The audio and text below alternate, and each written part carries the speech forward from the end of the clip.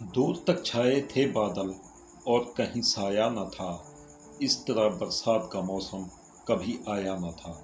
بسم اللہ الرحمن الرحیم۔ السلام علیکم ناظرین، فیس بک اور یوٹیوب چینل کے ساتھ میں ہوں آپ کا میزبان ابو شان۔ گزشتہ کچھ عرصے سے پاکستان بھر میں طوفانی بارشوں کا سلسلہ جاری ہے اور اس سے بیشتر علاقے متاثر بھی ہو چکے ہیں۔ تقریباً کوئی 2 ہفتے قبل ٹانک کا گاؤں پئی سیلابی ریلے کی زد میں آیا، اور آج کی تازہ ترین اطلاع یہ ہے کہ ڈیر اسماعیل خان کی تحصیل پروا کا علاقہ رمک، اس کے 2 گاؤں ہیں، ایک بستی چاندنا اور دوسرا جھوک ماسو۔ یہ دونوں گاؤں چشمہ شوگر مل 2 کے قریب ہیں۔ ان کے درمیان ایک ڈرین گزرتی ہے جس کو رمک کہتے ہیں، تو اس کے پشتے ٹوٹنے کی وجہ سے یہ گاؤں سیلابی ریلے کی زد میں آئے ہیں۔ جھوک مسو کے حوالے سے جو اطلاعات آ رہی ہیں وہ یہ ہے کہ وہ مکمل طور پر ملیا میٹ ہو گیا ہے۔ چاندنا کے حوالے سے جو خبریں موصول ہو رہی ہیں کہ وہاں کچھ چند ایک گھر بچے ہوئے ہیں اور باقی جو ہے وہ سیلابی ریلے میں بہہ گئے ہیں۔ آج سے ٹھیک 10 سال قبل 28 جولائی 2010 کو آنے والے سیلاب میں پورے ملک میں یہ سیلاب آیا تھا، اور یہ علاقے جو ہیں تحصیل پروا کے، اس میں درجنوں دیہات زیر آب آئے تھے، ہزاروں خاندان بے گھر ہوئے تھے۔ 2010 اور 2022 کے سیلاب میں بنیادی وجہ جو ہے وہ ایک ہی ہے جو سامنے آ رہی ہے۔ علاقہ دامان کو سلیمان سے آنے والے سیلابی ریلوں سے متاثر ہوتا آیا ہے۔ CRBC کے نہری نظام میں آنے والے ان علاقوں کے بارے میں شروع میں یہ کہا جا رہا تھا کہ یہ علاقے کو سلیمان سے آنے والے سیلابی ریلوں سے محفوظ ہو گئے۔ اس کے لیے ایک بہترین سسٹم بنایا گیا تھا۔ مین نہر جو ہے CRBC، اس پر سیفل بنائے گئے تھے، اور ان سیفل سے سیلابی ریلے ڈرینوں سے گزرتے ہوئے دریا سندھ میں جا گرتے تھے۔ چشمہ ریڈ مین کینال کی تعمیر کے بعد نہری علاقے جو ہیں یہ کافی عرصے تک سیلابی ریلوں سے محفوظ رہے۔ اس کے بعد 2010 کا سیلاب آیا اور اس میں تحصیل پروا بلکہ پورا ڈی خان متاثر ہوا، ملک کے بیشتر علاقے متاثر ہوئے۔ تحصیل پروا کی اگر ہم بات کریں تو تحصیل پروا کے درجنوں دیہات اس کی لپیٹ میں آئے تھے اور ہزاروں خاندان بے گھر ہوئے تھے۔ اور آج بھی کچھ ایسا ہوا ہے کہ ایک ہی ڈرین، رمک ڈرین میں جو سیلابی ریلا آیا اس کے پشتے ٹوٹ گئے، اور یہ 2 بستیاں جو ہیں یہ ملیا میٹ ہو گئی۔ اس کے ساتھ اس وقت جو بتایا جا رہا ہے کہ سیلابی ریلے کا رخ گاؤں میرن کی طرف ہے۔ میرن شوگر مل کے ساتھ یہ بہت قدیمی گاؤں ہے۔ آج سے 50-60 سال قبل کو سلیمان سے آنے والے پہاڑی ریلے نے گاؤں میرن کو جو ہے نا وہ ملیا میٹ کر دیا تھا، اور گاؤں میرن جو اب تعمیر ہوا ہے یا اس کی نئی آبادی جو ہے وہ اس شہر سے آدھے کلومیٹر مغرب کی طرف اس کو آباد کیا گیا ہے۔ پرانے گاؤں کے وہ نشان ابھی بھی موجود ہے۔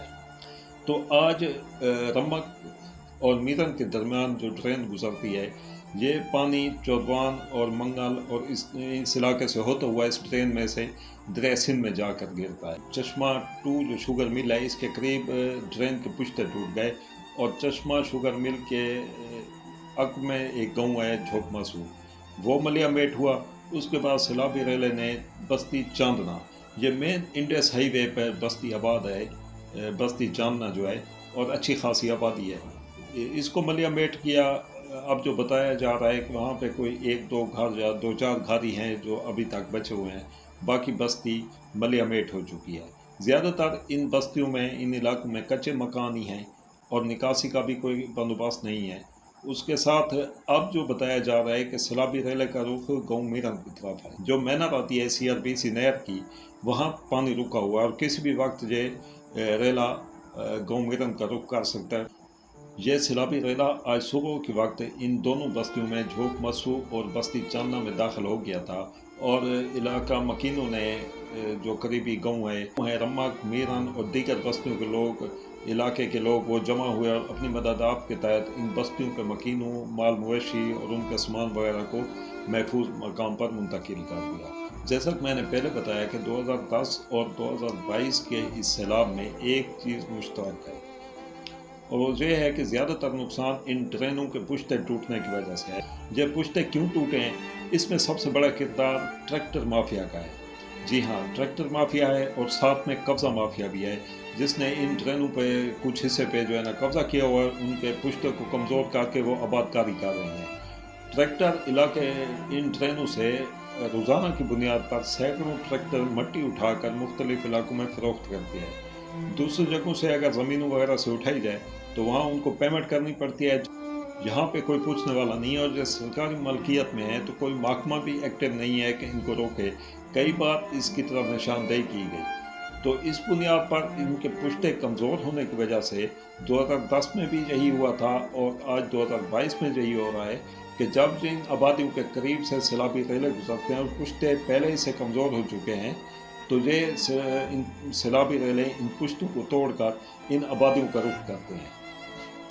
2010 के सैलाब के बाद उस वक्त डिप्टी स्पीकर फैसल करीम कुंडी थे, तो उस वक्त भी ये था कि इन ट्रेनों की दोबारा मुरम्मत की जाएगी, और इससे तक ये भी हुआ था कि मट्टी उठाने पर पाबंदी लगी थी, ट्रैक्टर माफिया के खिलाफ एक एक्शन भी हुआ था, सख्त भी हुई थी। कुछ अरसे बाद फिर वही हालात शुरू हो गए।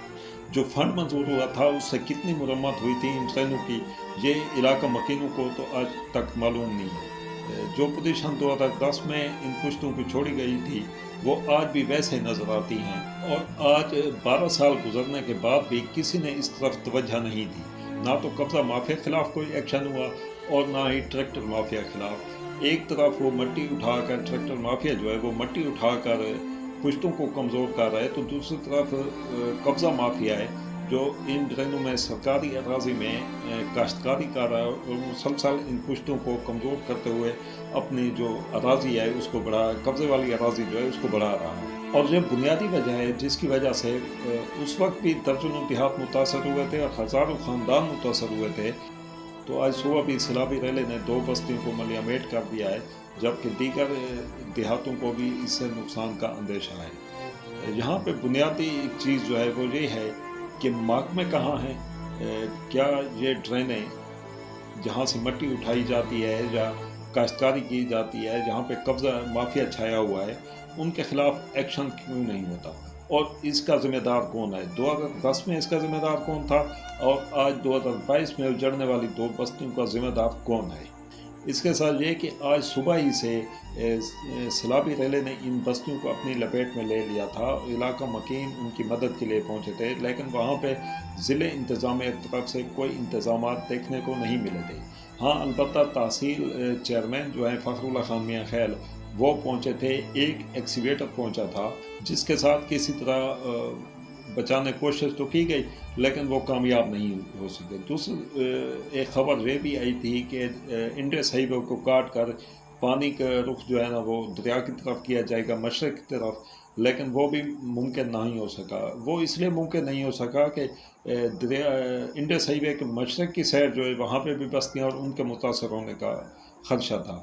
तो इस वजह से ये जितना पानी है, जितना दबाव है, अब गाँव मीरन की तरफ हो रहा है। तहसील नाज़िम फ़खरुल्लाह मियां खैल के पहुंचने के साथ एक एक्सीवेटर मशीन, जैसे मैंने पहले बताया है, और इसके साथ कुछ अमला वगैरह भी पहुंचा था, लेकिन हंगामी बुनियादों पर, जो इतने वसी बुनियादों पर जो इस इलाके को ज़रूरत थी इंतज़ामात की या मशीनरी की, वो नहीं हो सकी। अब तक जो मुतासरीन हैं जिनके घर बार सैलाब की नज़र हो चुके हैं, वो बेजार मददगार पड़े हुए हैं। ना तो अभी तक वहाँ पे कोई कैंप वगैरह लगाए गए हैं उनके लिए, और ना ही कोई खाने पीने का इंतज़ाम है। करीबी बस्तियों या इलाके के लोग उनकी मदद करने के लिए पहुँचे हुए हैं, लेकिन इतनी बड़ी तादाद में वो मुमकिन मेरे ख्याल में नहीं रहेगा। इस बुनियाद पर इतनी ज़्यादा तादाद में जो मुतासरीन हैं उनको वो ना तो खाने पीने की अशिया फराहम की जा रही हैं, किसी तरफ से पहुँचाई जा रही हैं, और ना ही कैंप वगैरह या उनके कोई इस किस्म का इंतज़ाम किया जा रहा है। इलाका मकीनों के मुताबिक आज सारा दिन जो है मुख्तलिफ महकमों के अफसरान बाला और सियासी लीडर और जो कुछ भी वहाँ पे पहुँचते रहे, उनकी जो इतलात मेरे तक मौसूल है वो यही है कि सिर्फ सेल्फियों तक का सफ़र था, और इससे आगे कुछ भी नहीं हो सका। दिन के वक्त जो पहुँचे थे अफसरान बाला या सियासी वगैरह थे, कुछ जो साबिक MNA हैं यहाँ के, याकूब शेख, उनके पहुंचने की भी कोई इतलात नहीं थी, और मौलाना लुत्फ़ुर के सोशल मीडिया पे जो कैंपेन चल रही थी उनके ख़िलाफ़, उनकी भी कोई इतला थी। एक तहसील चेयरमैन फ़खरुल्लाह पहुंचे हुए थे, दीगर महकमों के कुछ अफसरान जब वो पहुंचे थे, तो इंतज़ामात अभी तक कोई नहीं किए गए। अब तक का जो सारा सफ़र का सुबह से शाम तक का, वो सेल्फियों तक ही महदूद रहा। آج دن بھر تحصیل پرو میں جو صورتحال رہی ان دو بستیوں کے سیلاب سے متاثر ہونے کی یا دیگر انتظامات کے یا دوروں کی جو اب تک میرے پاس رپورٹ پہنچی تھی، جو خبریں پہنچی تھی، وہ تو اب تک شیئر کر دی۔ مزید جیسے جیسے کوئی معلومات، کوئی خبریں ہم تک پہنچے گی تو کوشش کریں گے آپ تک بر وقت پہنچانے کی۔ اپنا خیال رکھیے گا۔ اللہ حافظ۔